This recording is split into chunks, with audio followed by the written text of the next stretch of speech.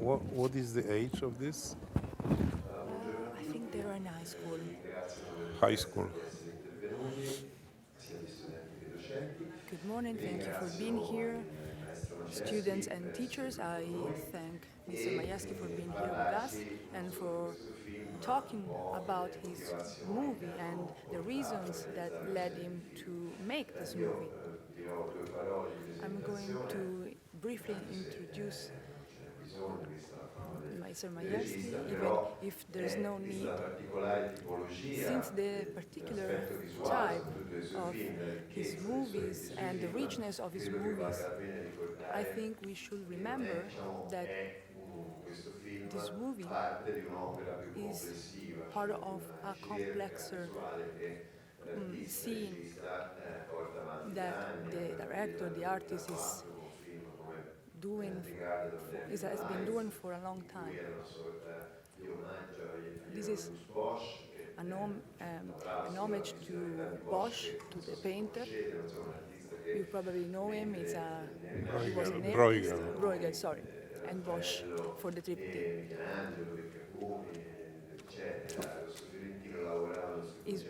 The artists were working on harmony, and Bosch. Bruegel. Yeah, he keeps saying Bosch. Correct him. But I think he's talking about the first movie, the triptych. Oh, it's Nicola. I will call Nicola. There's no problem.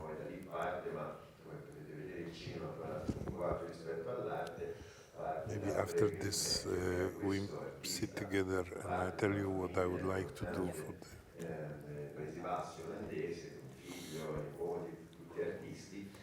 I understand a lot.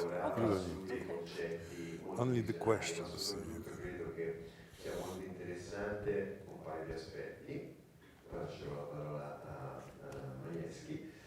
Che è secondo me uno dei casi in cui Majewski, uno dei casi in cui il film arricchisce, porta a maturazione quello che l'artista avrebbe fatto se avrebbe avuto in mano una macchina da presa e montaggio.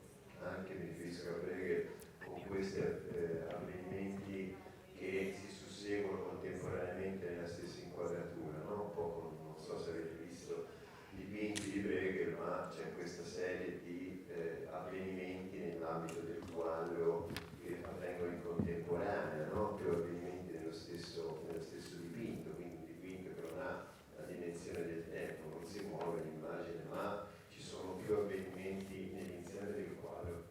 Quindi credo che il maestro Majewski riesca anche a lavorare su questo concetto di contemporaneità che Majewski can work on contemporaneity, which is also a capability of making a movie. There is also an historical dimension, which is important, and maybe the director will describe for us, because we are in a particular time where wars about religions and conflicts are at the center of the history in that time. As we saw. And both in Majewski's and Bruegel's arts, they are talking about the destiny of the man, and especially they're talking about the lower class, the lower society. I also want to remember and remind you, before I give the floor to Mr. Majewski, how his work will be completed with The Valley of the Gods, the movie that will be out soon, and that tonight will be projected. In this cinema? Yeah. It's very rich, and the keywords may be desert, alternative cultures, visionary cultures. But there is also another movie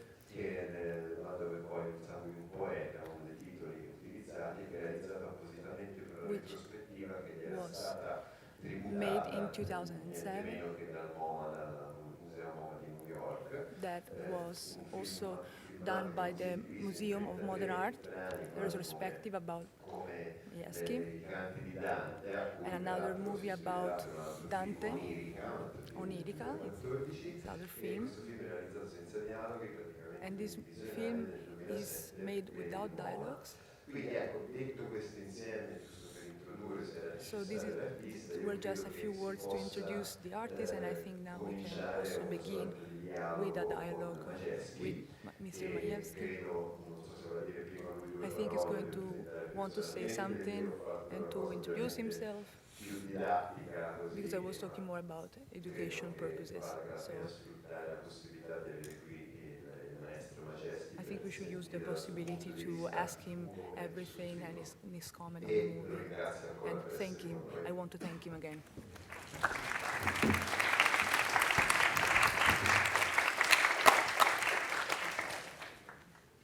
Grazie tante, buongiorno a tutti. Well, I'm very happy to be here because I love Italy, and Italian culture is very important for my development. When I was a kid, growing up in industrial part of Poland, very grey coal minings and steel mills, I had an uncle who lived in Venice, and he was teaching at the conservatory there.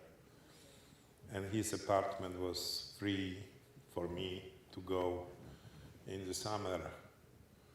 And being in Venice and facing all this old art, I really started to be hypnotized by paintings. I wrote poems, I painted, and I loved Bruegel, because on my way to Venice I always stopped in Vienna, where there is the largest collection of Bruegel paintings. And because I was waiting for a connecting train, and it's long wait, like 10 hours, I spent all this time in front of Bruegel. I was 14, 15 when this was all happening. Sono molto felice di essere qui in Italia perché amo l'Italia, amo la cultura italiana, trovo che sia veramente importante per il mio sviluppo. Mi sentite? Okay. Quando ero un bambino sono cresciuto nella parte industriale della Polonia, molto grigia, molto industriale, appunto con mulini, miniere e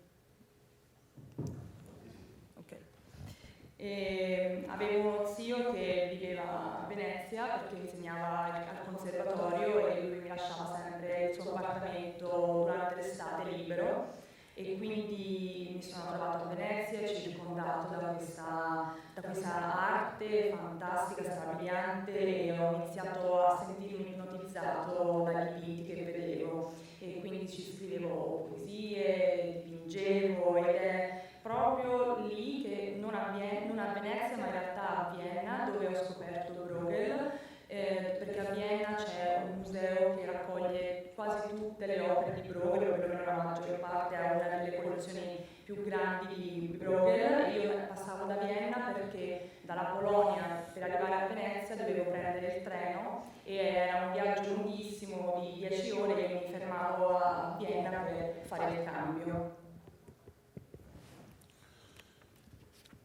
Well, I have to say that the Venetian painters woke me up to being an artist, because I asked myself a strange question. There was also Biennale going on at that time in Venice many times. I met Andy Warhol, I met Joseph Beuys, I met even old Giorgio de Chirico. He bought me a coffee and talked with me, because he said his wife is from Poland. So my question was, what have we done in the 20th century to destroy the beauty? I mean, I was looking at Venice, I was looking at paintings, and I saw beauty. And then I was coming back to my hometown and seeing this ugliest possible buildings and this propaganda everywhere, and people gray and tired and exhausted and drunk. And I asked myself, is this the progress? Are we growing up? And at the Biennale, I looked at the modern art, at Andy Warhol, let's say. And then I was going to Galleria dell'Accademia and looking at Giorgione. And is Andy Warhol a progress? Is this empty paintings do they have any value, really, apart from the financial value? It's a tough question. The funny thing happened many years later. I was invited to teach at the Firenze Accademia delle Belle Arti, and the headmaster of the Accademia showed me a sculpture by Georg Baselitz, a German contemporary artist, called The Exercise of the Foot or the Leg of Michelangelo's Davido. And there was this raw piece of lumber cut with an axe, molto brutto. And in the perspective was the Michelangelo. And I looked at it, and he was very proud of this Baselitz thing. I thought it's a piece of shit. And he was proud that such a great gift for the Academia. And I look at this and I said, is this 500 of progress? 500 years of progress? Quindi quando ero a Venezia avevo più o meno 14-15 anni e i pittori veneziani mi hanno veramente svegliato quel senso di arte che avevo, però mi sono chiesto anche un'altra domanda, una strana domanda. All'epoca c'era anche la Biennale, avevo incontrato varie persone come Joseph Beuys, Giorgio del Chirico, scusate, che mi aveva offerto un caffè perché aveva la moglie polacca, e mi sono chiesta perché nel XX secolo abbiamo distrutto la bellezza. Perché a Venezia vedo questi dipinti così belli e poi devo tornare alla mia città natale con questi edifici brutti, grigi, dove c'è la propaganda, dove ci sono queste persone tristi e ubriache. È questo il progresso? Questo è quello che mi sono chiesto. Passavo appunto dalla Biennale alla Galleria dell'Accademia e mi chiedevo appunto se questo è il progresso dopo 500 anni, cioè da Bruegel a quello che poi vedevo all'esterno. Alcuni anni dopo sono stato invitato anche a insegnare all'Accademia delle Belle Arti di Firenze e il preside mi ha mostrato una scultura di un artista contemporaneo tedesco e lo chiamava l'esercizio del piede e della gamba del Davido di Michelangelo. E era semplicemente un pezzo molto grezzo di pietra tagliato con un'ascia e davanti c'era la prospettiva di Michelangelo e lui era molto molto orgoglioso di questo pezzo, diceva è un grandissimo regalo per l'Accademia e per me invece non era proprio così, ecco. Quindi mi sono chiesto, secondo voi è veramente questo il progresso di 500 anni nell'arte? Well, I don't know if you know the music of a classical composer from Poland, Henryk Mikołaj Górecki. Third Symphony is a famous piece of contemporary music. I used this music in Basquiat, the movie I developed. It was my brainchild. I wrote the screenplay. I found Julian Schnabel to direct this film.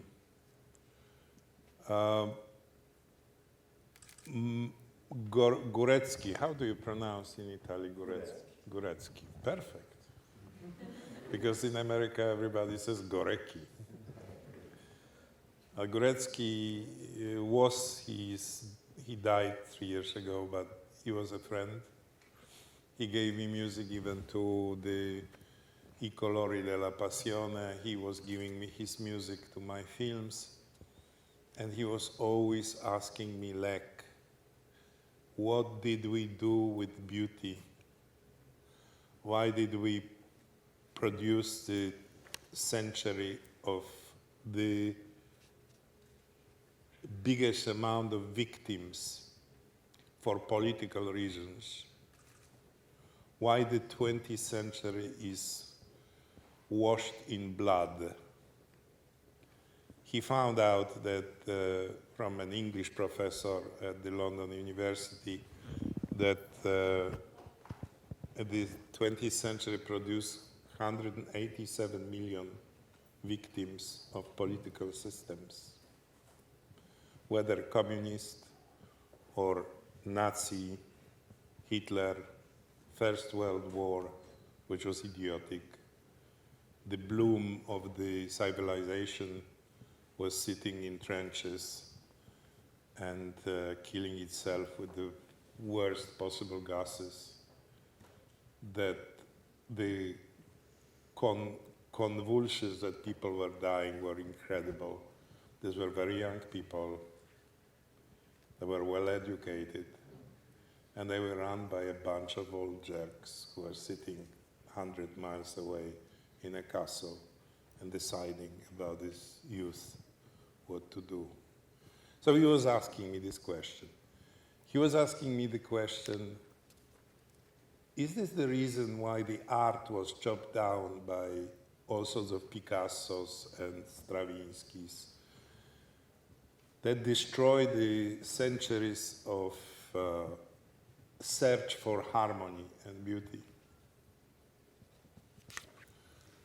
Non so se conoscete il compositore polacco Górecki. Lui la sua musica l'ho inserita anche nel film Basquiat, per cui ho scritto la sceneggiatura, e poi ho trovato Julian Schnabel per essere la regista di questo film.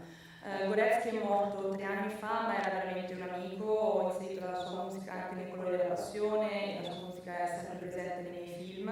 E lui mi chiedeva sempre che cosa ne abbiamo fatto della bellezza, perché il XX secolo ha prodotto così tante vittime, è stato un secolo molto sanguinario, e abbiamo saputo, insomma, ci siamo messi in contatto anche con un professore dell'Università di Londra che ci ha confermato che il numero di vittime è altissimo, si parlano di centinaia e centinaia di milioni di vittime soltanto nel XX secolo, vuoi per il comunismo, per il nazismo, la prima guerra mondiale. La civilizzazione stava praticamente avanzando in mezzo alle trincee, con giovani vittime che venivano appunto uccise, e appunto ci siamo chiesti sempre che cosa ne è stata della bellezza, qual è la ragione che poi ha portato a questo. E forse anche nell'arte vediamo questo cambiamento con Picasso, con Stravinsky, quest'arte che non vuole più la ricerca dell'armonia.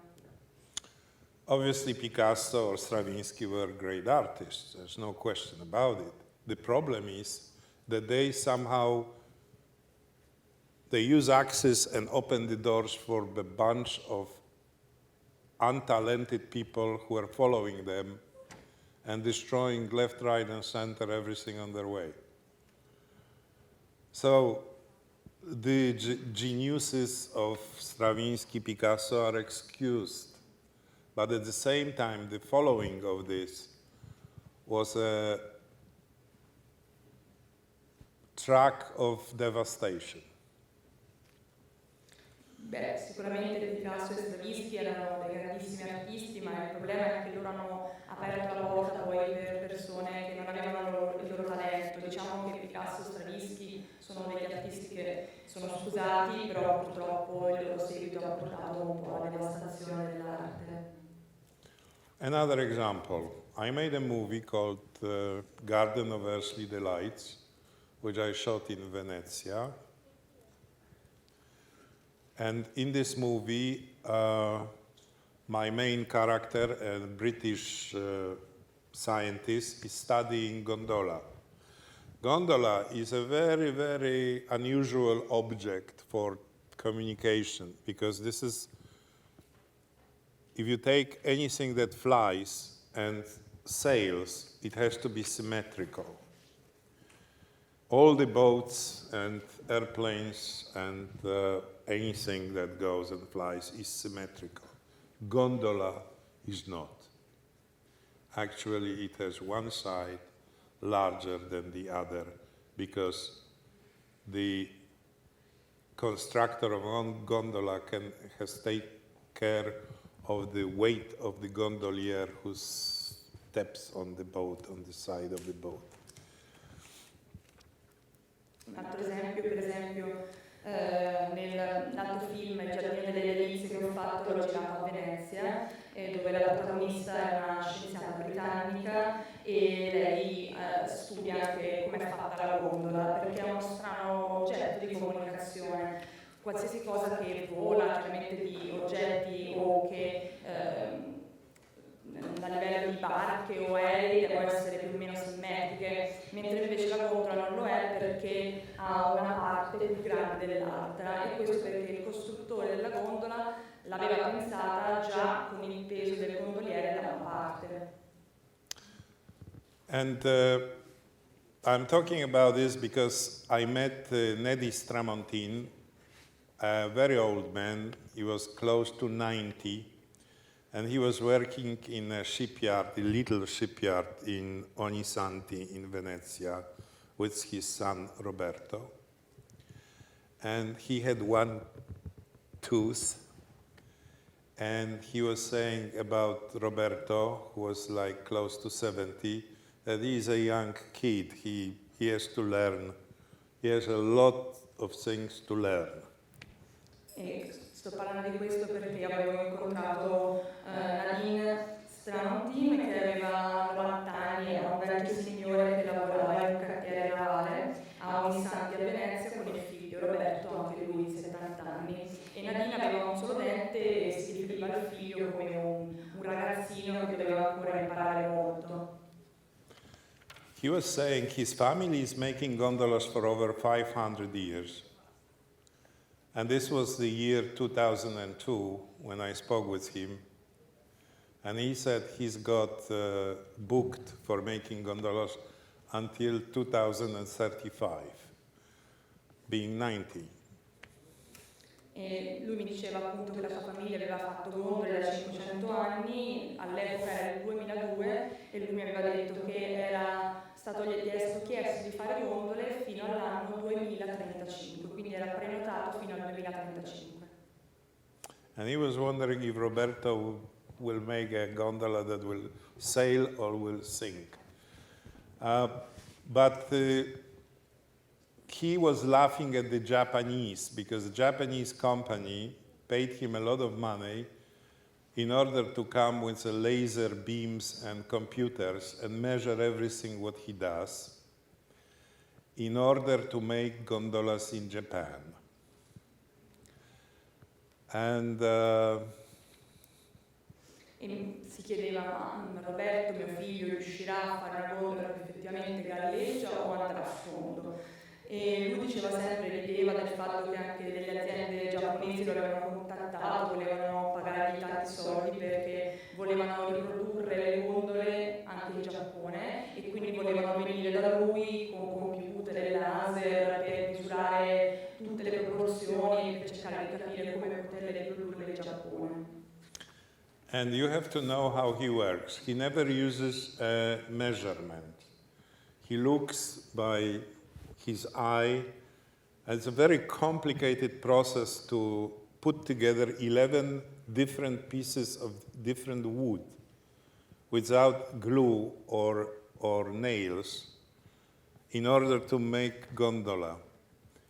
And it's a tremendously complicated process that starts with taking out the weeds from the Bacino di San Marco, drying them up for 2 years, then only in the fire from those weeds they can actually bend the tree, the wood, and out of this they make the gondola. And Nedis never uses any measurement. He has this one tooth and he bites the wood, and he knows whether it's good or bad. He looks with his eye, and he's an old guy, and he knows whether the piece of wood is good or bad. And the Japanese came and put all sorts of computer-generated technology in order to make a gondola. And la cosa interessante è che lui non usa mai misure, lui osserva, è un processo molto complicato quello della gondola perché si devono assemblare 11 pezzi diversi di tipi diversi di legno, senza colla, senza chiodi. Quindi diciamo il processo inizia con il raccogliere le alghe dal bacino di San Marco, farle essiccare e poi praticamente iniziano a essere piegate insieme al legno per poi formare la gondola. È molto molto difficile, molto complicato. E tuttavia lui non usa mai misurazioni, semplicemente osserva con la sua vista ormai acuta che è esperta, e come vi ho detto lui ha un solo dente e con quell'ultimo dente lui morde il legno e capisce se è un legno buono o se non lo è. E appunto poi sono arrivati i giapponesi con le loro tecnologie, con i loro computer per cercare di capire tutte le misurazioni esatte, mentre lui non ne ha mai avuto bisogno. And after 1 year of them spending in the shipyard and making all the technical drawings, plans, and everything, they went back to Japan and they made a gondola. And I asked Nedis, what has happened with this? And he was laughing, showing this one tooth and saying, it sunk right away. E un anno dopo che appunto i giapponesi erano lì a cercare di capire, a fare disegni tecnici, sono tornati in Giappone, hanno realizzato la gondola e io gli ho chiesto ma sai mica cosa è successo alla gondola, cosa è successo poi? E lui rideva con il suo unico dente e mi diceva sì, è a fondo. He was saying it went like this. Ha fatto così.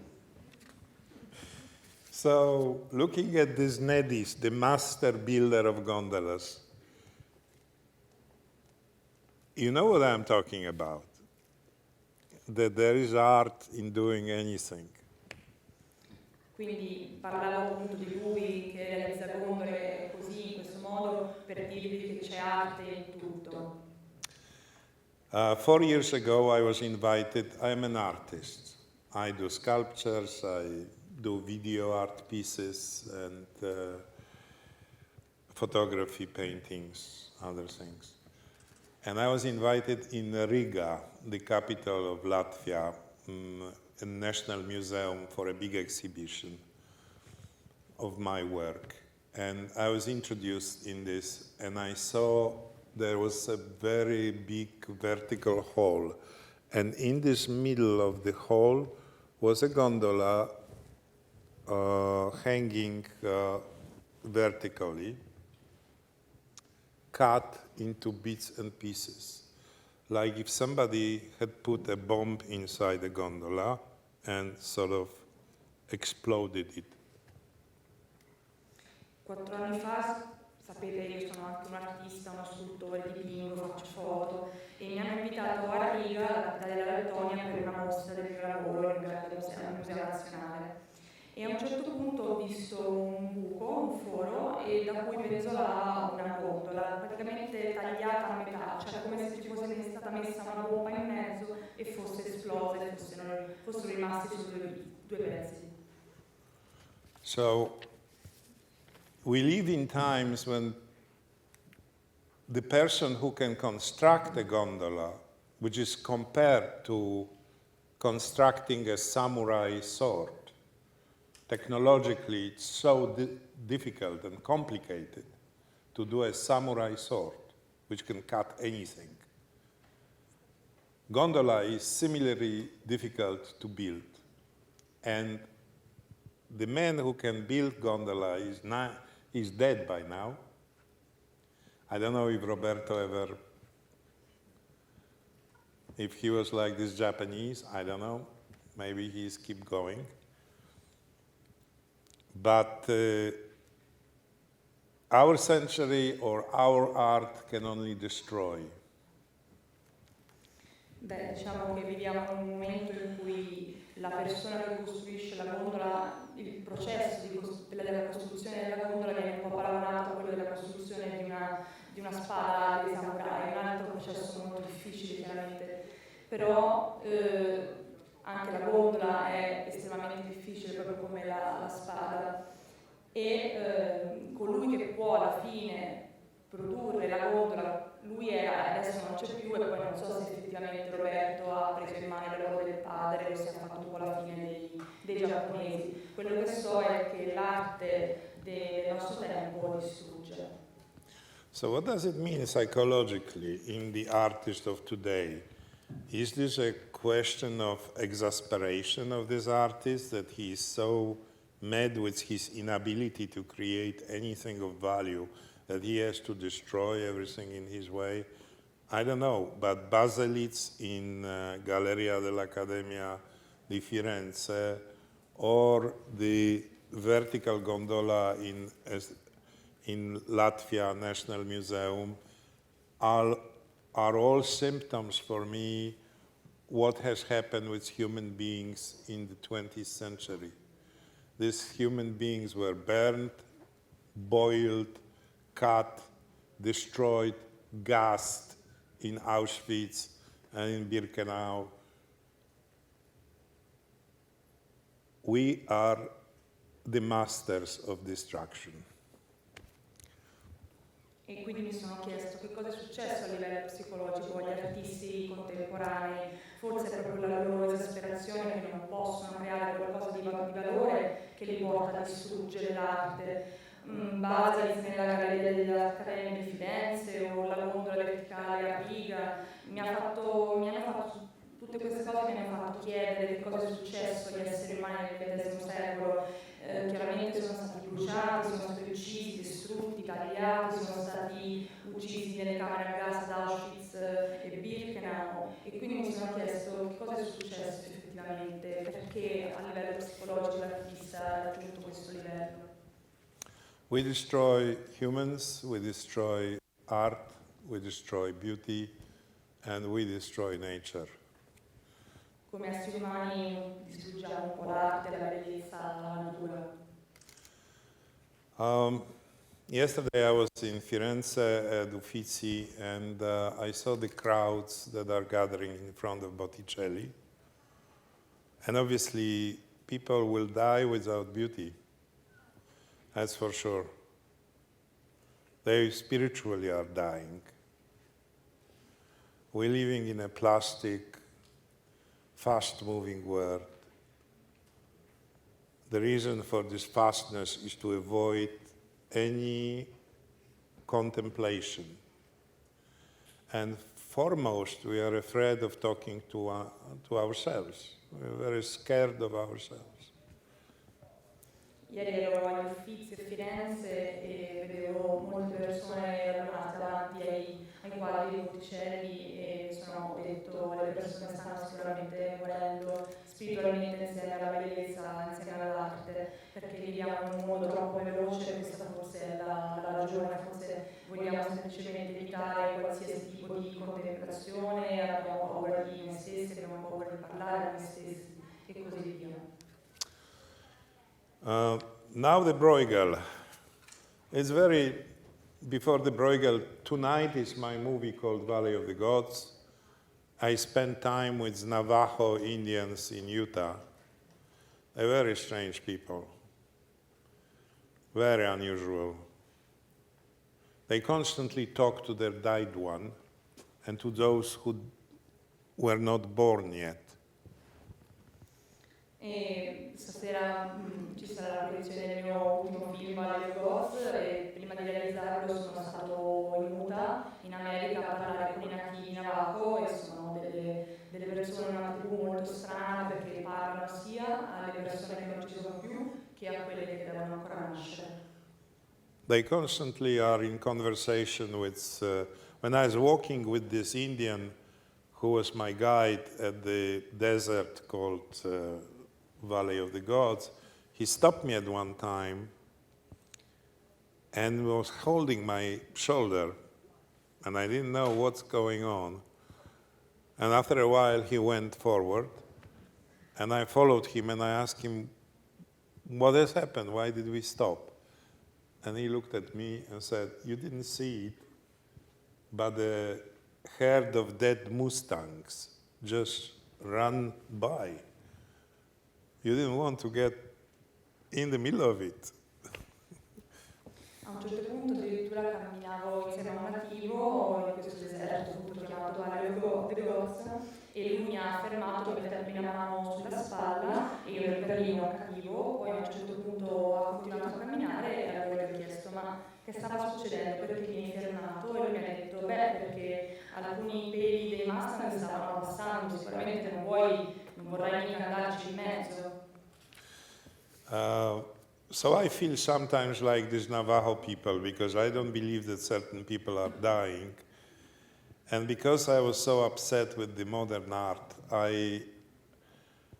for some reason, Bruegel has knocked on my door.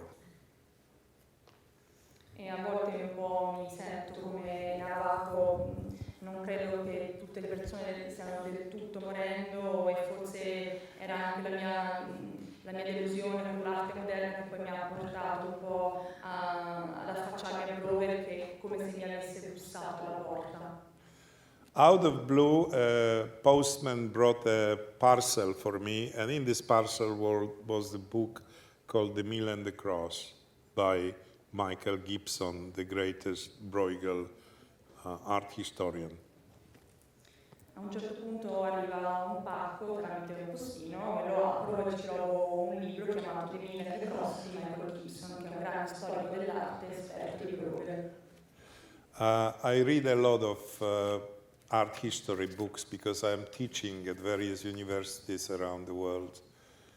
I have a set of lessons called The Hidden Language of Symbols in Art.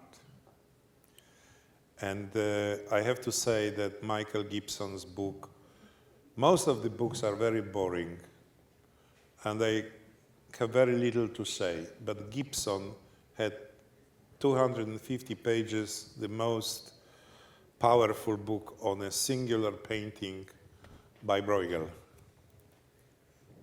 E io leggo molti libri di questo genere perché insegno in varie università in tutto il mondo e devo dire che tengo anche una lezione chiamata proprio sulla simbologia dell'arte e molti dei libri che leggo in questo senso sono molto noiosi, tuttavia il suo libro di 250 pagine su un unico dipinto di Bruegel e l'ho trovato uno dei libri più potenti che io abbia mai letto.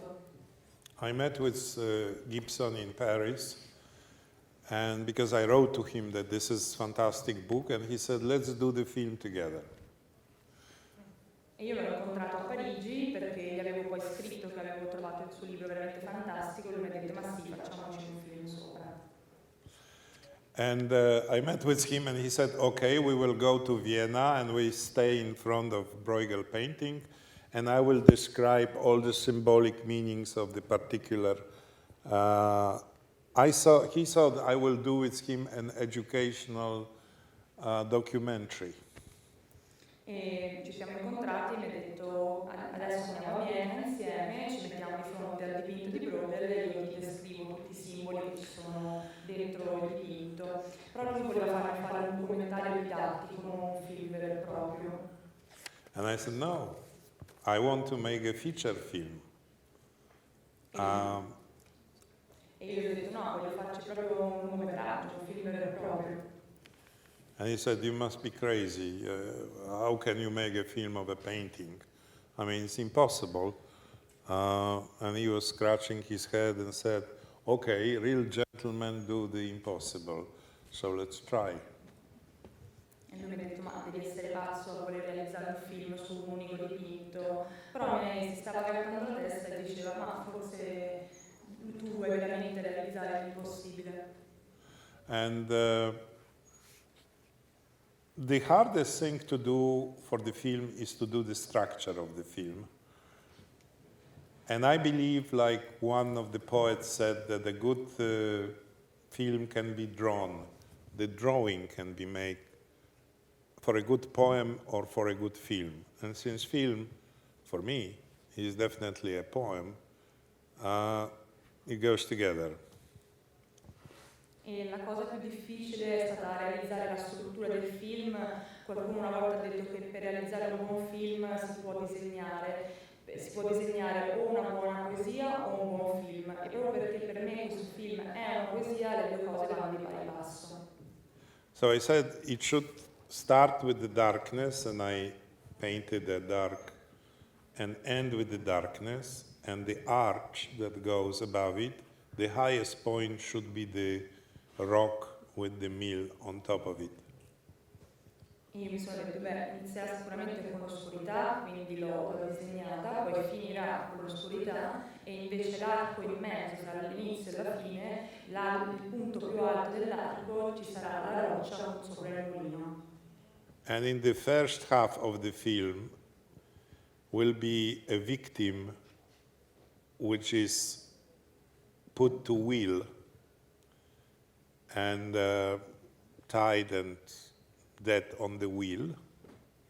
And in the other half of the film there will be a victim who is tied to a cross and dies on a cross.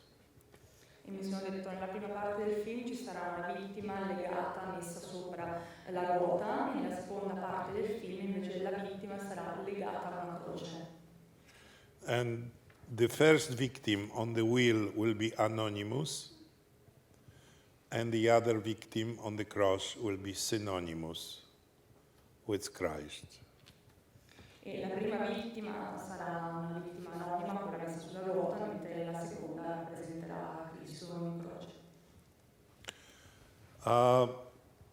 And he liked this drawing, and we have selected 10 characters from the painting that has 500, more than 500 characters. And we build up the story for them that actually derives from the painting. E a lui erano piaciuti molto i miei disegni, abbiamo scelto una decina dei personaggi del dipinto che ne ha circa 500 e da lì abbiamo costruito la storia che deriva proprio dal dipinto. Because Bruegel, apart from being a genius, he's a great philosopher, or maybe this is why he's a genius, because he's a great philosopher. I will say about one example. There is a painting by Bruegel in Brussels called the Fall of Icarus. And you look at this painting and you don't see any Fall of Icarus. If this wouldn't be the title of the painting, you would never consider that there is some Fall of Icarus. You see a bay, a ship entering the bay, you see a man on the left plowing the field. Further up, you see a shepherd with the herd of sheep, and on the bank of the bay, there is a fisherman fishing.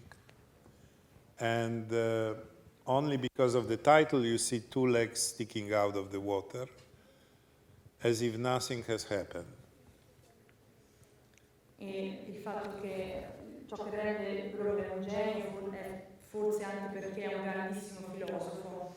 C'è un dipinto suo a Bruxelles che si chiama La caduta di Icaro, però la cosa bella è che effettivamente non è rappresentata la caduta di Icaro, non è la prima cosa che si nota, è soltanto il titolo che ce lo fa cercare, ma non è la prima cosa che si notano per esempio una baia con una nave, si vede un uomo che ha i campi, si vedono un pescatore che pesca, si vede un pastore con le pecore e solo dopo, proprio perché il titolo ce l'ha suggerito, si vedono due gambe che escono dall'acqua, però è tutto tutto lì, non è la prima cosa che si nota. And to understand how revolutionary it was 400 years ago to paint like this, is at the same time Caravaggio painted the Fall of Icarus. And this is a big painting in Berlin.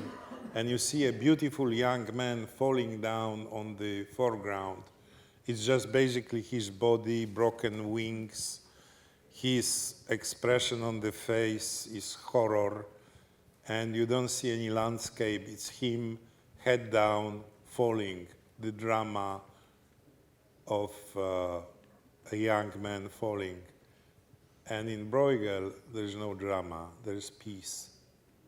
Nothing has happened.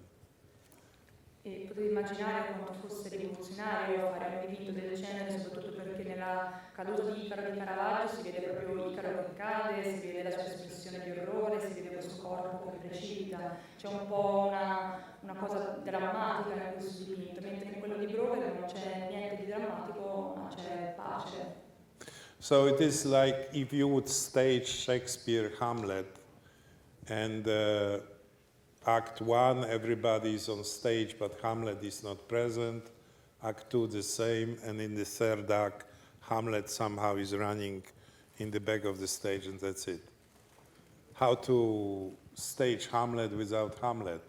How to paint Fall of Icarus without Icarus?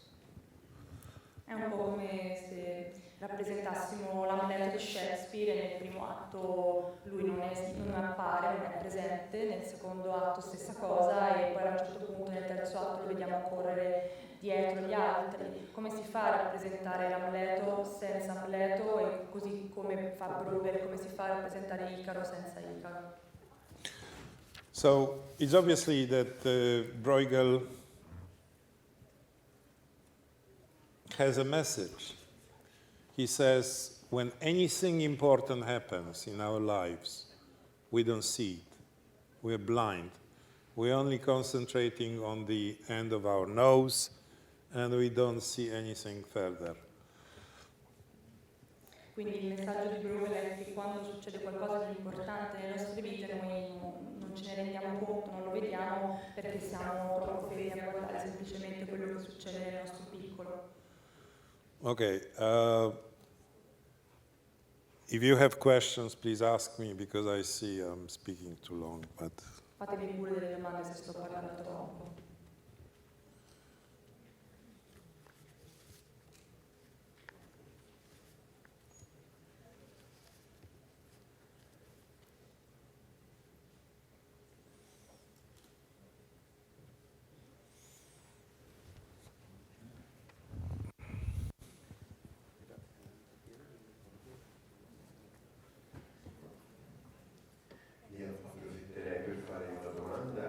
Also ask him a question,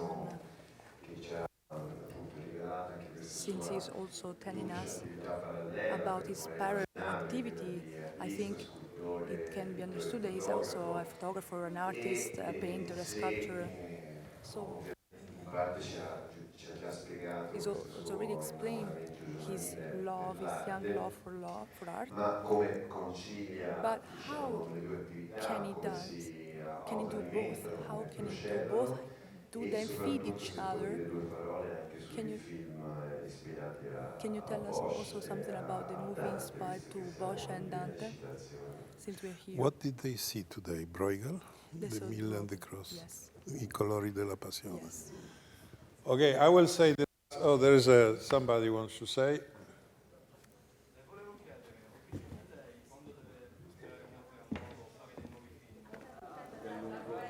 They're taking him the microphone.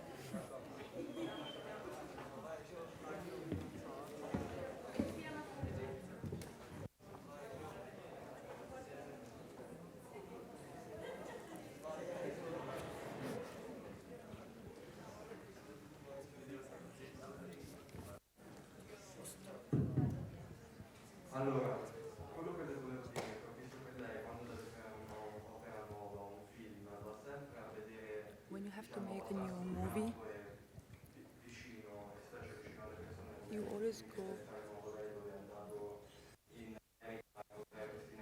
always go close to the people that will be represented somehow in your movies, like you went to Utah? Cioè, ha sempre bisogno, perché è un film nuovo, oltre a questo di Google, per quale non ce n'ha accennato, di incontrare gente dal vivo. Do you have to meet people in person because it's a new movie? Yes, absolutely. I love meeting people, and I'm always getting wiser out of it, and I'm always getting very good ideas for the film from meeting people. Sì, beh, diciamo che adoro proprio incontrare nuove persone perché mi arricchisco sempre di più e mi vengono ispirazioni, nuove idee per realizzare film. I tell you the last story that I wanted to tell you about young people helping me creating visual effects in this film. Vi dirò anche l'ultima storia di cui volevo parlarvi, dei giovani che mi hanno aiutato a creare gli effetti visivi che avete visto nel film. For me, I wanted to, if you could see the landscape in this painting, The Way to Calvary, it's very kind of, there's this big rock in the middle, and I was looking for the landscape because initially I thought I would find the landscape Bruegel painting. Se avete notato l'ambiente del dipinto, a un certo punto c'è appunto questa roccia al centro e io inizialmente cercavo proprio per un paesaggio che avesse una struttura simile, che avesse questa roccia grandissima. But one graphic, he looked at the painting of Bruegel and started to break down particular areas in the painting, and he told me, listen, this is not a singular Renaissance perspective. I thought, well, Bruegel is Renaissance, so it has to be. He said, no, this is broken into 7 different perspectives. And Bruegel was smart enough to cover the links between different perspectives by groups of people. So my question was, how are we going to film it? How we can create 7 different perspectives in one? A un certo punto però un grafico ha guardato il dipinto e mi ha detto non c'è semplicemente un'area sola del dipinto, non c'è soltanto una prospettiva rinascimentale. Io gli ho risposto, ma se Bruegel è il Rinascimento ci deve essere per forza. E mi ha detto no, in realtà si tratta di 7 prospettive diverse che Bruegel è riuscito in maniera geniale a coprire il collegamento tra le varie prospettive mettendoci gruppi di persone e quindi ci chiedevamo come potevamo inserire questa cosa, come potevamo realizzarla tramite il film.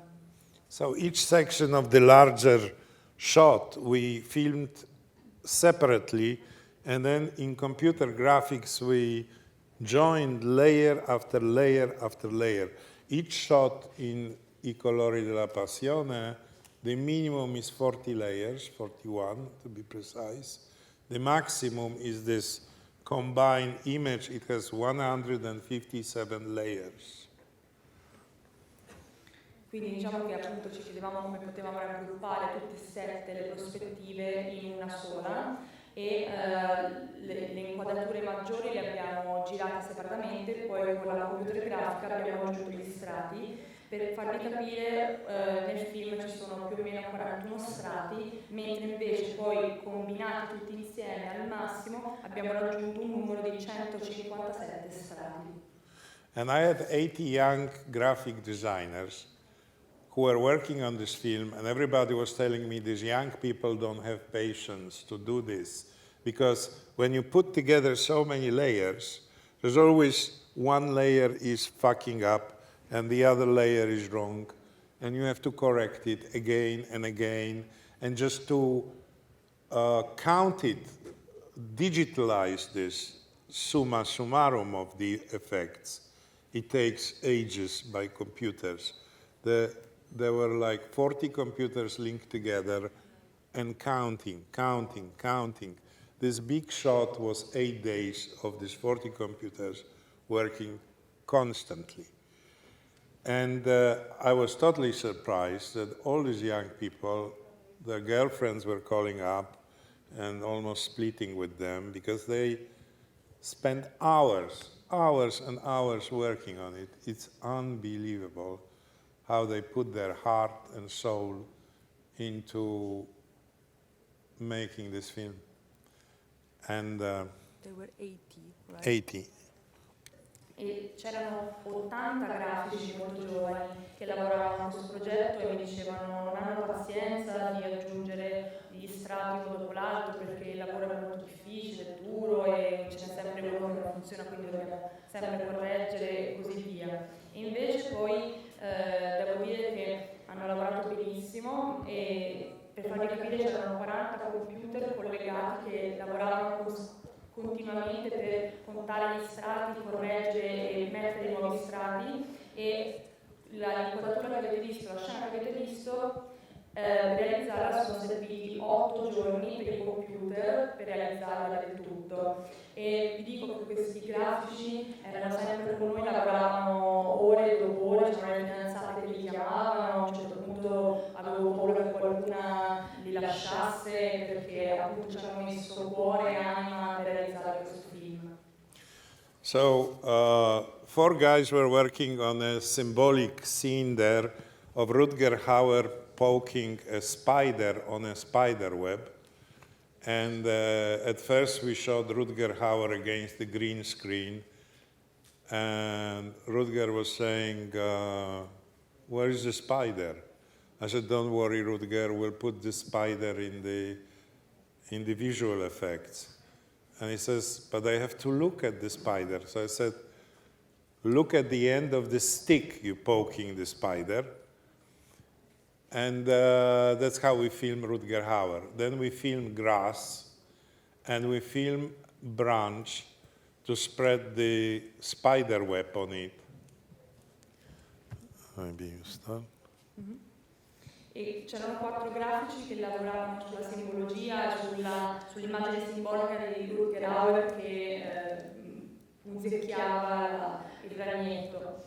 E prima l'abbiamo girata con lo schermo LED con il green screen dietro Rutger Hauer, però lui poi mi chiedeva ma dov'è effettivamente il ragno? E io gli dicevo non ti preoccupare, lo aggiungeremo dopo, e lui mi diceva sì ma devo guardarlo, e allora gli ho suggerito allora guarda la punta del bastoncino con cui stai punzecchiando il ragnetto e faremo così. E poi abbiamo aggiunto delle inquadrature di erba, di rami per far vedere meglio anche il ragno e la sua rete. So one graphic designer got to make a web, the other was going to get the water droplets on the web, and the other was constructing the spider. Quindi c'erano 3 grafici, uno che realizzava la rete, l'altro che realizzava le gocce da mettere sulla rete del ragno e l'altro invece realizzava proprio il ragno in sé. So the first guy, the spiderweb guy, said, oh, spiderweb is easy because it's spiders are geometrical and I'll just build a spiderweb, I mean, it's easy. And then he built a spiderweb, we looked at it and we said, this looks like a spiderweb for the children program. It doesn't look like a real spiderweb at all. And we Googled up like 150 spiderwebs and we saw that spiders start very geometrical and then something is happening in their mind. I don't know, maybe a spider woman is coming or and they fuck up their work. I mean, it doesn't really make sense. They suddenly make these zigzags, which doesn't make sense, and they back to geometry, and again, something has disrupted. Maybe they went to eat, or maybe they went to toilet. I don't know what they did, but the geometry is gone. And E quindi il grafico che si occupava di realizzare la rete mi diceva ma sì, dai, sarà facile realizzarla, tanto i ragni la fanno sempre geometrica. Poi l'ha guardata una volta che era finita e ha detto ma questa è una rete per bambini, non è una rete che sembra reale. Quindi ci siamo messi a cercare effettivamente le immagini su Google e abbiamo visto che i ragni iniziano costruendo la loro rete in maniera geometrica. Dopo a un certo punto succede qualcosa, non si sa, diventano distratti e iniziano a fare degli zigzag che non capiamo perché, poi tornano di nuovo a lavorare in maniera geometrica e poi si distraggono di nuovo e fanno ancora questo zigzag. So the guy scratched his head and said, I see, it's a problem. I have to work on an algorithm of spider mistakes. Quindi lui mi ha detto sì, il problema è proprio questo, che devo lavorare su un algoritmo di sbagli, di errori fatti proprio dal ragno. And he tried several algorithms, but he failed, so he did it by hand in the end. E quindi ha cercato di fare un algoritmo, ma non ci è riuscito e alla fine ha dovuto farla a mano. So the guy with the droplets on this, once he got the spider web, he put the drops of water on each section of the spider, and it was physics, because the length of the web was the sizing of the amount of water in the droplet, and how this droplet pulls the string. Invece il grafico che si occupava delle gocce, una volta che la rete era pronta, ha messo le gocce su ogni sezione in maniera molto fisica, perché le gocce dovevano tirare anche la rete, quindi doveva disporre in maniera particolare. And the funniest story was with the guy who was building the spider. He built a beautiful spider. It took him 2.5 months, but the spider was great. You could look it up and down and left and right, and the spider was perfect. Beautiful work. And he comes to me and asks me, Mr. Director, when Rutger Hauer pokes the spider moves. I say, yes. So, which is the first leg that he starts his movement with? E la storia più divertente è quella invece del grafico che si è occupato per creare il ragno, ci ha messo 2 mesi e mezzo, ma il risultato era bellissimo, il ragno era proprio reale, sembrava veramente vero. E lui si è avvicinato un giorno e mi ha detto, signor regista, ma quando Rutger Hauer punzecchierà il ragno dovrà muoversi? E io ho detto sì. E lui mi ha chiesto, ok, ma con quale gamba inizia il movimento? I said, any leg. I mean, I don't care. I mean, as long as he moves, okay, I mean, I don't care. And the guy said, oh, no. I spent days and nights making the spider, and I don't want some professor to tell me later, the arachnology expert, that spiders don't move this leg or that leg. E io ho detto, ma non mi interessa, può essere qualsiasi tipo, qualsiasi zampetta. E lui mi ha risposto, no, ci ho lavorato giorno e notte, non voglio proprio che ci sia un professore di aracnologia che mi venga a dire che con quella gamba i ragni non iniziano a camminare. So I thought, this is an ambitious young man, good for him. I said, why don't you call an arachnologist professor and ask him which leg spider moves on? E quindi l'ho trovato molto ambizioso e gli ho detto, ma sì, chiama un esperto e senti un po' con quale gamba iniziano a muoversi i ragni. So he said, I did.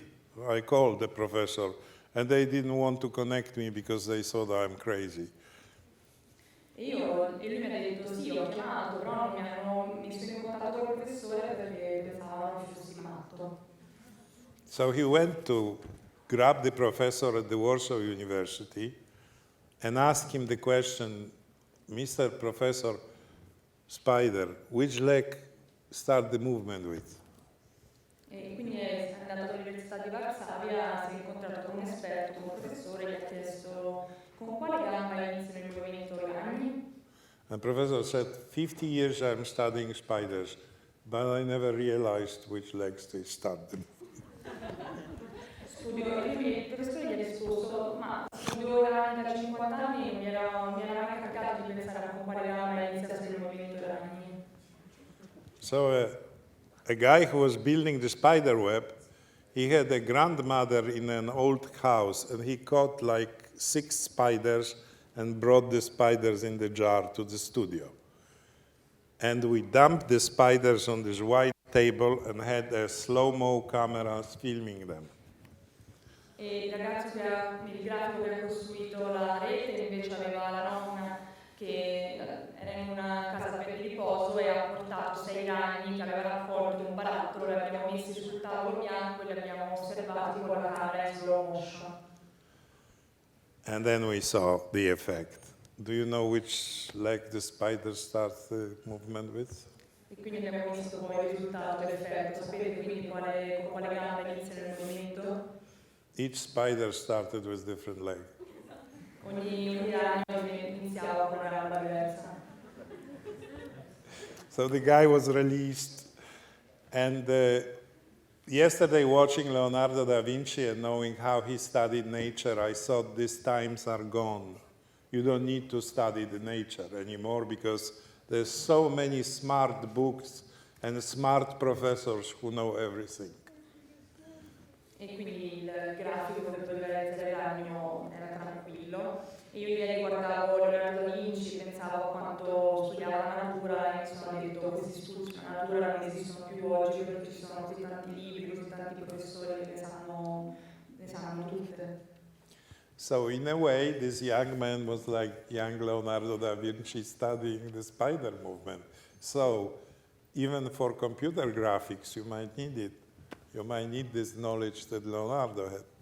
E quindi mi sono detto che questo giovane grafico era un po' come Leonardo da Vinci che studiava la natura, anche se poi avrebbe dovuto metterla grazie alla computer grafica. I ragazzi da casa hanno una domanda, chiedono. The guys from outside, from our home, because they're watching us from home, the students, and they have a questions for you. Se ha visto il film di Pierpaolo Pasolini, Decameron, Did you watch the camera Yes. with Paolo Pasolini? che ha delle referenze a dei quadri di Bruegel. They have some. It has some connections to the paintings of Bruegel. Yes, they do, absolutely. Sì, l'ho guardato. Ci può dire qualcosa a Can you proposito? tell us something about it? Se ci sono, anche rispetto, questo glielo chiedo magari io, rispetto al cinema in generale, quali sono i suoi riferimenti, se ne ha, Concerning cinema. e what nel are- caso di citazioni pittoriche, se quella di Pasolini secondo lei è un tipo di buon Yes, well, modo di riferirsi alla pittura? I definitely, you know, I grew up on Italian cinema. In film school, we were constantly watching Fellini, Antonioni, Visconti, young Bertolucci, and Pasolini, of course. And they were the greatest filmmakers ever that came. I mean, if you compare Italian cinema now and then, you see the difference, right? Apart from one or two directors now, you had a bunch of amazing filmmakers who are creating a new language of cinema. But now cinema is dead. Cinema is afraid of everything. It's just this endless comics books and endless speed.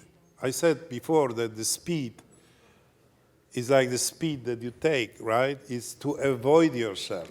You don't want to contemplate anything. You want to rush and run from yourself away. Which one are these filmmakers, these two filmmakers that you feel as good ones? Well, I respect, obviously, Grande Bellezza. This is a great film. Or Il Divo, this is a great Italian film. Do you like Garrone movies? Do I like what? Matteo Garrone movies? I don't think I know. You don't know him? Excuse me, there is one person who wants to ask something. Intanto traduco. Sono cresciuto con il cinema italiano e quindi amavo Fellini, Antonioni, Visconti, Pasolini, Bertolucci, credo che siano stati dei registi strabilianti. In Italia avevate veramente degli artisti, oggi un pochino meno, però devo dire che avevate veramente dei grandissimi artisti, però purtroppo oggi il cinema come l'arte è morto e si ha paura, c'è questa velocità con cui si evita con cui ci si evita noi stessi e si vuole fare tutte le cose veloci. I due film che ho amato erano Il Vivo e La Grande Bellezza.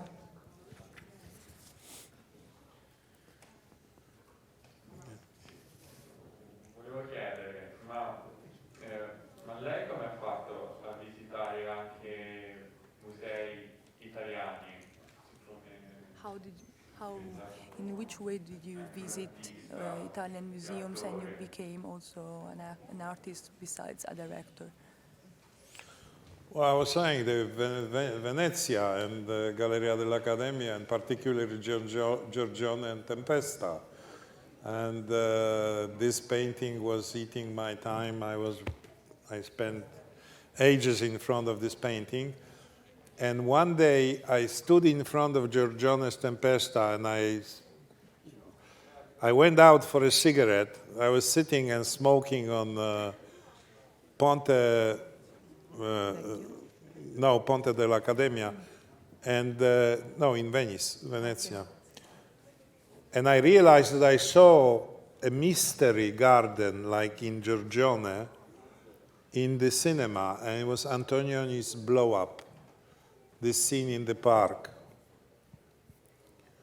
Ero a Venezia a un certo punto, come ho detto, ci ho passato molti anni e ero alla Galleria dell'Accademia a guardare, a contemplare Giorgione in Tempesta, ci ho passato veramente tantissimo tempo di fronte a quel dipinto a osservarlo e un giorno sono uscito per fumare una sigaretta, ero lì seduto sul ponte dell'Accademia a Venezia e ho visto un giardino misterioso, era la scena del giardino di Antonioni. And at that time I was 18. I realized that and now at the same time I met Andy Warhol, and because I planned to be a painter, and I met in the exhibition of Andy Warhol in Venice. I realized that if Giorgione, whom I loved, would be alive, he would be making movies like Antonioni. And because of that, I said, okay, I'm getting to Academy of Fine Arts, but after that I'm going to a film school in Łódź, because I want to paint on a bigger, larger canvas. And that's how I came to make movies. All'epoca avevo 18 anni e avevo incontrato Andy Warhol alla sua mostra perché io inizialmente volevo diventare un artista, un pittore e a un certo punto mi sono reso conto che se Giorgione fosse stato vivo sarebbe stato rappresentato proprio come l'avrebbe rappresentato Antonioni, sarebbe stato un film di Antonioni. E quindi mi sono detto che dopo aver studiato arte avrei studiato sicuramente cinema perché volevo riuscire a dipingere su una tela maggiore. And the funniest situation is that Antonioni came only once to Poland, to Polonia, and it was when I was on the second year, and he was in Warsaw, and I wanted to go to Warsaw to meet him, but I couldn't because I was realizing my first short film in the school in the very same time.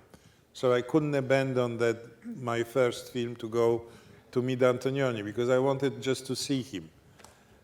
And the funny thing was that Antonioni came to our school, and the headmaster brought him to the atelier to my complete surprise. And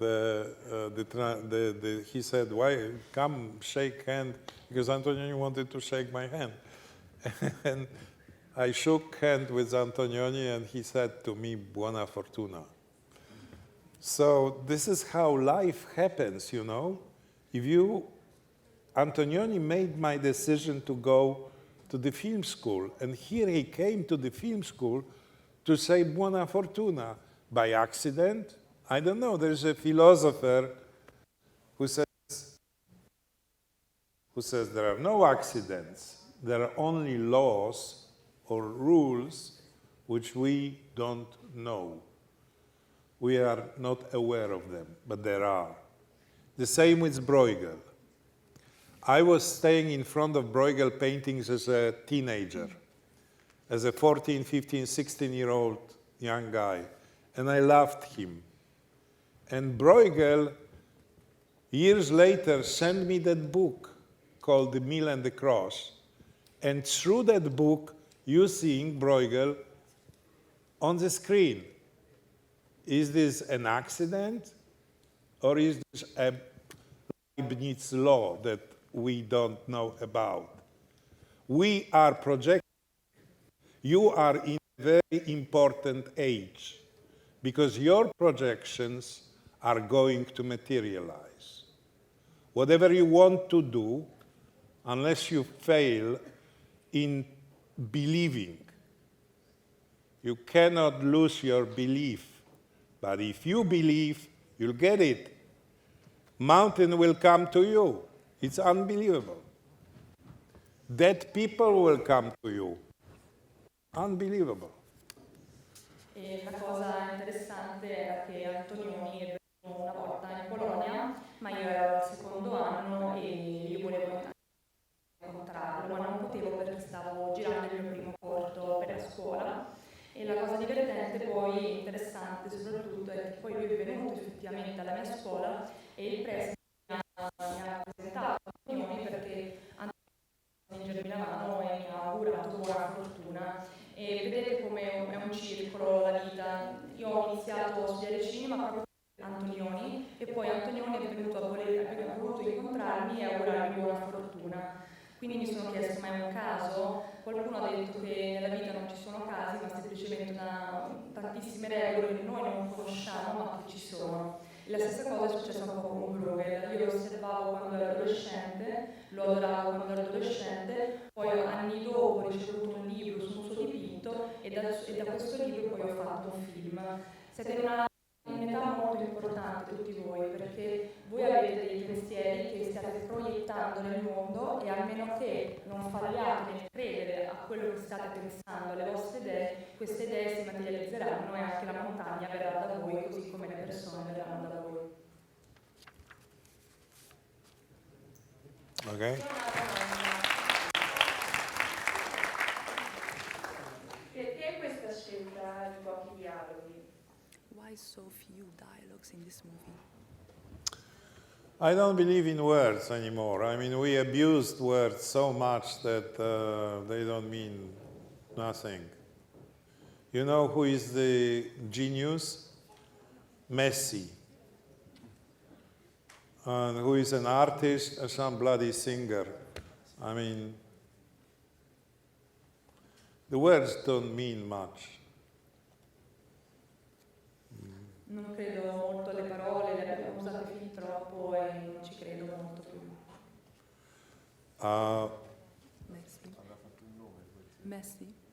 Messi is a genius. Messi è veramente il vero genio. Or Beckham is a genius, Così you know. come Beckham. Not Leonardo, Beckham. Beckham, non Leonardo. A big book on Beckham's life, as if this life would have anything interesting to say. Un libro sulla vita di Beckham come se la sua vita avesse qualcosa effettivamente di interessante da raccontarci. So the words genius, artist are reserved for strange people. E quindi i termini genio, artista sono rivolti a persone strane, straniere. But also I believe that the film, if you're gonna make films, because some of you will most likely will make films. So I always say to my students, why don't you use the film language? Don't do the radio. Don't say your ideas in words. Show it. So if there is a scene which is written as a dialogue, I ask, why don't you try, battery is dead, why don't you try to show it without any words? Quello che dico sempre ai miei studenti è di usare un po' la lingua, lo stile dei film, non fare troppi dialoghi, non fare invece di dire le parole, le cose vanno mostrate. Quindi quando c'è una scena con dei dialoghi, io chiedo sempre ai miei studenti di provarla anche senza, come verrebbe senza, quindi di mostrarla effettivamente. E penso che qualcuno di voi forse realizzerà un film prima o poi, quindi tendenzialmente questo consiglio.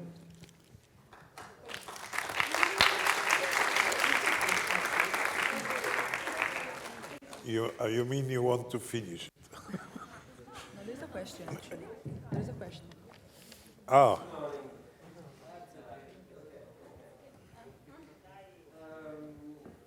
want to know, how did you feel when you saw the painting Salita Calvario for the first time? La salita al Calvario, The Way to Calvary, the first time. Well, I was fascinated because it was showing the Calvary. I haven't seen Jesus Christ. And how come it's Calvary and the crosses are tiny little ones in the corner, and it's constantly with Bruegel also, you know, he's showing the people who lost in materialistic sense. Because when he shows Icarus, he shows only two legs sticking out of the water. Nobody pays an attention. There is a Dutch saying in Holland that no death will stop a plow. You know a plow that cuts the soil? No death will stop the plow. And this is what Bruegel is painting, that life will go on. And his Icarus is a loser. You know, in America or now in Europe, everybody is afraid of being a loser. People don't want to be losers. And Bruegel only depicts losers in materialistic sense. Jesus Christ is down. The crowd doesn't pay any attention to him. The crowd is watching a little situation on the left of the painting. Icarus is down, obliterated. You don't see Icarus. You see the plowman, you see the fisherman, you see the shepherd. When you see the death of Saul, you don't see the Saul who threw himself on a sword. He is on the left, barely visible, tiny figure. The main characters in the middle of the painting are soldiers, are mounted on horses, soldiers. So he says, my heroes are losers. Yet, we know that the vector of their spirituality is up. So despite that they are losers in material world, they won spiritually.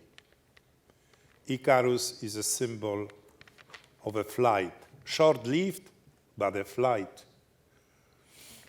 Jesus Christ, what a symbol is this? You know, I don't need to explain. And so he says, this is the wisdom of Bruegel. Even if in the material world you will be a loser, and you will be, your vector in material world will be down. Spiritually, you might be a winner. Beh, sono rimasto molto affascinato soprattutto perché era necessario, ma Gesù, la messa in angolo, e questo proprio che rende proprio così geniale. Lui dipingeva delle persone che avevano perso da un punto di vista materialistico. Se pensiamo anche a Icaro, si vedono soltanto due gambe, nessuno gli presta troppa attenzione. C'è un irlandese che dice niente ferma l'aratro, cioè la vita va avanti, e questo era quello che voleva dimostrare anche Bruegel. Icaro è un po' un perdente, un loser, e oggi tutti abbiamo paura di esserlo, e invece Bruegel rappresentava proprio quello, rappresentava proprio i perdenti nella vita materiale. E anche nella morte di Saul è in angolo, nessuno gli presta troppa attenzione, i personaggi principali che sono al centro del quadro sono i soldati. E quindi questo voleva rappresentare Bruegel, cioè Bruegel ci diceva che i perdenti nel mondo materiale poi erano vincitori nel mondo spirituale, quindi in basso i perdenti, tanto siamo vincitori. Buongiorno, io volevo chiedere che cosa le ha colpito del quadro per poterci fare entrare il film. What impressed you about the painting so that you wanted to make a movie out of it? The fact that the hidden nature of the truth. That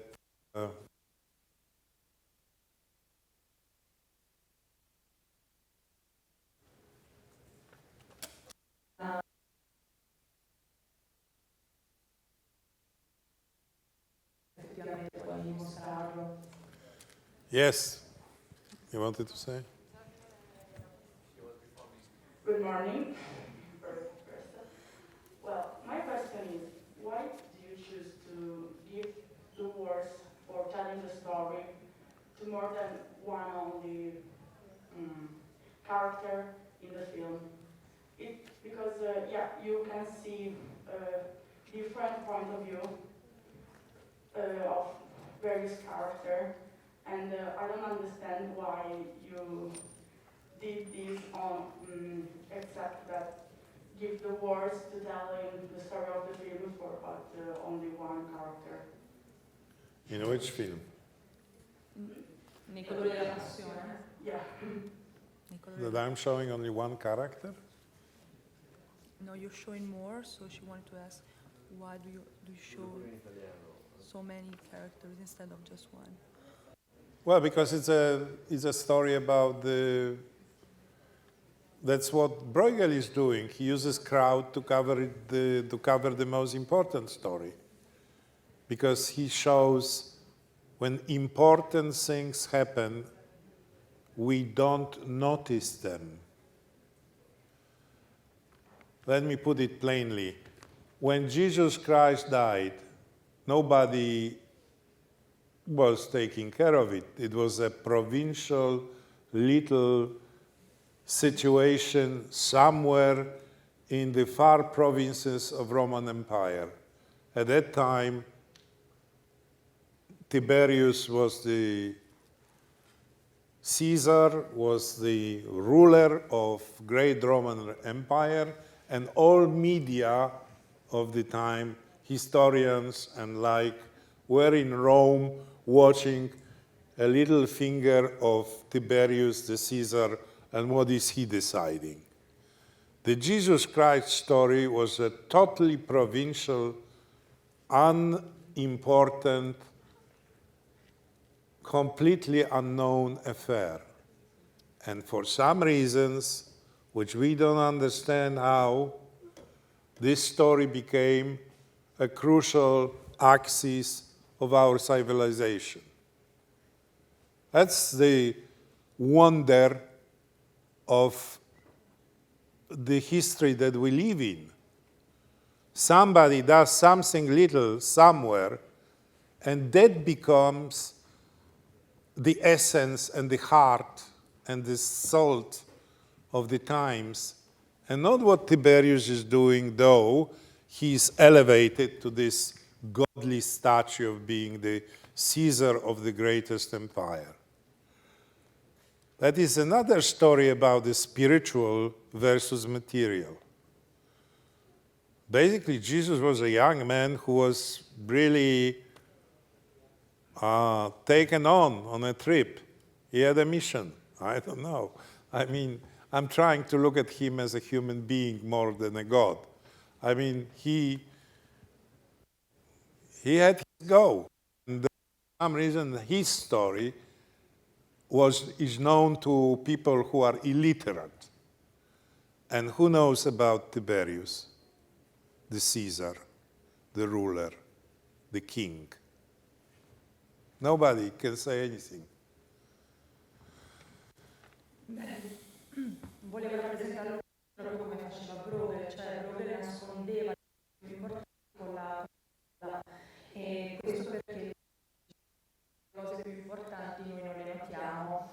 Per dirlo in poche parole, quando muore Gesù Cristo nessuno prestava attenzione, era semplicemente una situazione piccola, provinciale, in una provincia esterna dell'impero romano. Tutti gli storici, tutto il fulcro dell'attenzione era posto all'imperatore, a Cesare, a Tiberio, chiunque fosse a prendere il potere e faceva le decisioni. Per qualche motivo invece poi la storia di Gesù Cristo è diventata cruciale, è diventata l'essenza, il cuore vivo e pulsante della nostra civilizzazione per come la conosciamo. Quindi qualcuno con non così, a cui non veniva prestata attenzione, diventa appunto il centro, il fulcro vero, e ancora una volta la differenza tra spirituale e materiale. A nessuno interessa più, nessuno conosce più la storia dell'imperatore, ma tutti conosciamo quella di Gesù Cristo, che era un giovane ragazzo, così come lo interpreto io, come se fosse un vero e proprio essere umano, un giovane ragazzo con una missione, con un obiettivo da raggiungere.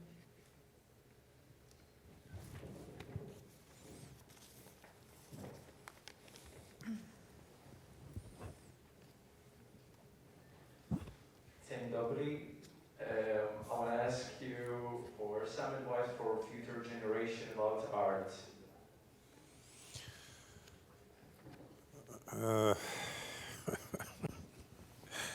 What advice would you like? Be general. specific. Be specific. Do not make art die.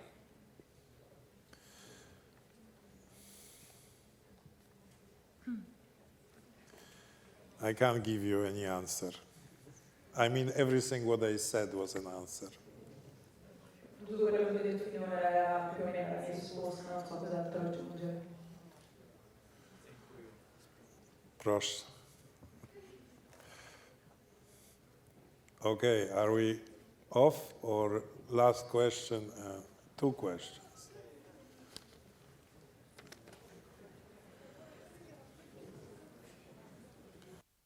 Questions. Growing.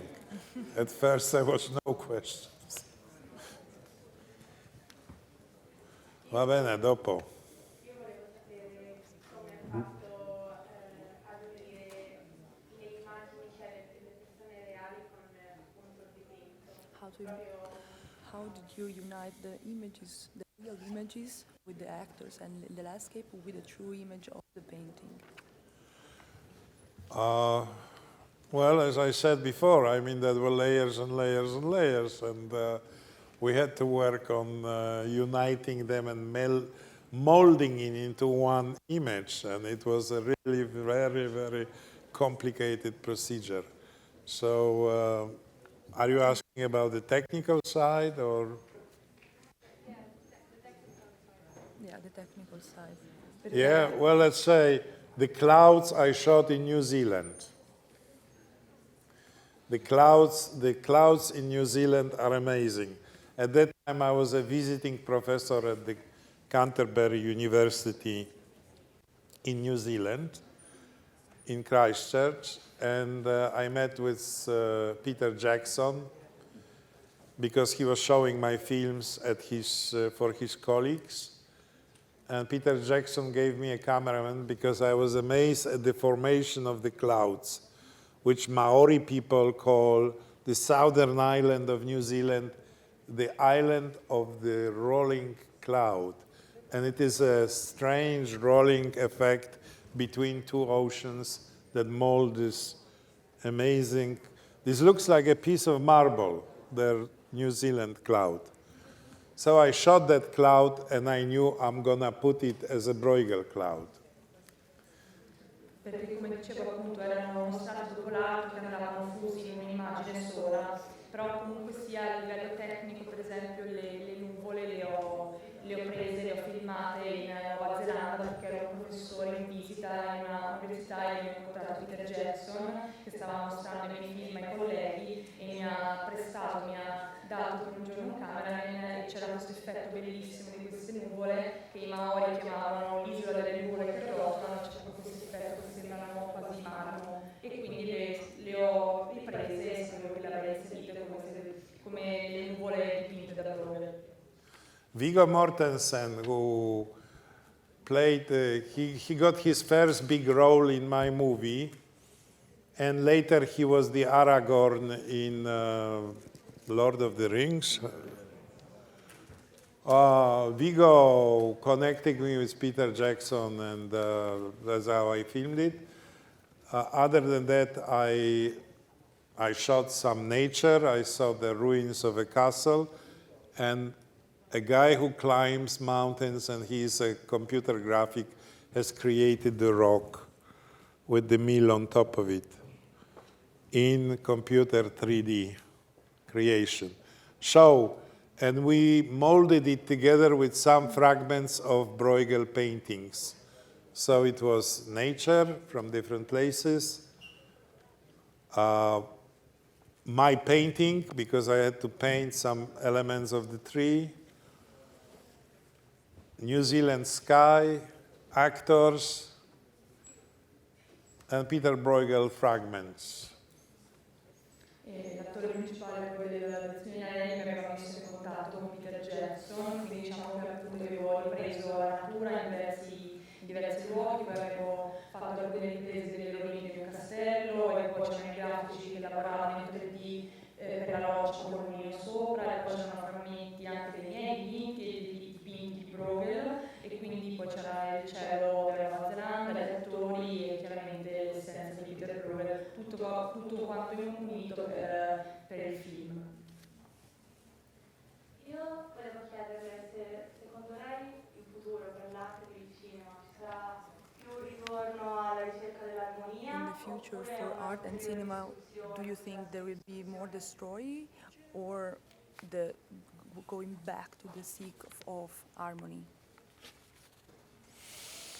I don't know. No, so we are basically going into we are destroying everything that we can destroy. It's a human nature which is weird and stupid. And for some reason, a pleasure in destroying everything. But I hope, I mean, as I said, people cannot live without beauty. So when the beauty appears, everybody is going for it. So not all will die. Beh, diciamo che un po' nella natura umana è quella di distruggere tutto e stiamo distruggendo effettivamente tutto, però la mia speranza è che le cose cambino, anche perché, come ho detto, le persone non possono vivere senza la bellezza, dovunque la bellezza appare ci sono anche le persone. You wanted to ask? Yeah. Hi, nice to meet you, and thanks to stay here with us today. My question is, why you choose the Miller for the role of the goat? Yeah. Why did I choose Miller for the role of the god? Because of the history of symbols. I mean, Jesus Christ, his body is bread. Corpus Christi is bread. Actually, the bread used to be a holy thing to eat. I mean, if you see peasants doing the sign of cross on the bread, and actually, girls in Holland, as we see in the film, they putting loaf of bread on their belly because they wanted to be pregnant and have a blessing of Jesus Christ. And at the same time, it was practical because it's usually very cold out there and the bread is usually very warm, so it heats you up. But in order to make the bread, you have to have the grain, and from the grain, you have to make a flour. And the miller is the symbol of the grinding wheels, and this is the symbol that Bruegel has used. È un po' un simbolo di Bruegel, la storia dei simboli, appunto il corpo di Cristo, appunto è il pane rappresentato dal pane, che ha sicuramente anche un alimento sacro, e molti facevano addirittura la croce sul pane, e poi le ragazze che abbiamo visto si mettono il pane sulla pancia per poter rimanere incinte. Era anche una cosa pratica, perché comunque faceva freddo e il pane riscaldava, e chiaramente il simbolo viene da che il pane deriva dalla farina, che a sua volta deriva dal grano, e il mugnaio è un po' la ruota che determina il tutto. Ok, grazie tante.